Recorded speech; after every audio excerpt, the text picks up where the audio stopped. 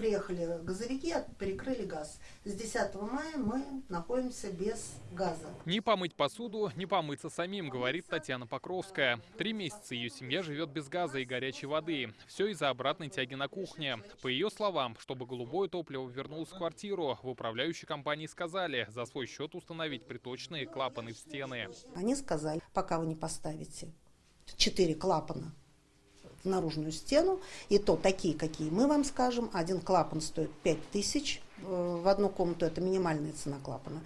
Вот, то они нам газ подключать не будут. Вопросы соблюдения правил пользования газовым оборудованием на особом контроле подчеркнули в Госжилинспекции. Там отметили, найти неисправность или выявить утечку значит предотвратить гибель людей. Нарушения в квартирах типичные: установка пластиковых окон и утепление входных дверей, перепланировка или изношенность газового оборудования. Когда мы с вами улучшаем теплоизоляцию, вносим корректировки в эти советские проекты в основном, их нужно адаптировать под новые требования. Обязательно ставить клапана вентилирования. В некоторых случаях, в зависимости от кубатуры квартиры, клапанов будет недостаточно. Нужно проводить работы по установлению клапанов в стены, то есть сверлить стены, соответствующие диаметры рассчитывать.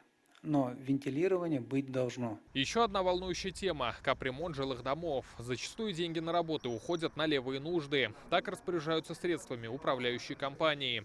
А потом на дорогостоящие работы финансов не остается. По закону есть 2 способа формирования фонда капремонта: на общем счете регоператора или на спецсчете дома.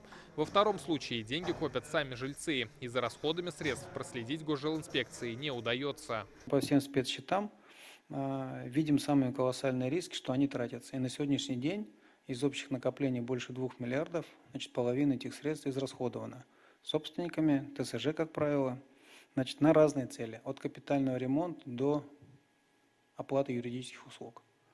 Значит, мы считаем это неверным. Сейчас особое внимание к предстоящему отопительному сезону. По словам Александра Тыгина, 75% жилого фонда получили паспорта готовности. Но есть районы, где ситуация оставляет желать лучшего. Мы составили вот по этим 230 домам, которым проверяли, 11 протоколов. И в 2 местах мы обратились за дисквалификацией руководителей.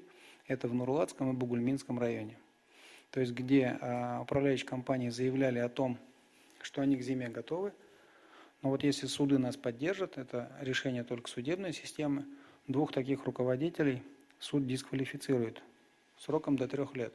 Обсудили и вопрос вывоза мусора. На эту тему еженедельно в соцсетях появляется около 400 публикаций. Большая часть обращений в Госжилинспекцию касается частного сектора. В таких случаях применяют меры к регоператорам.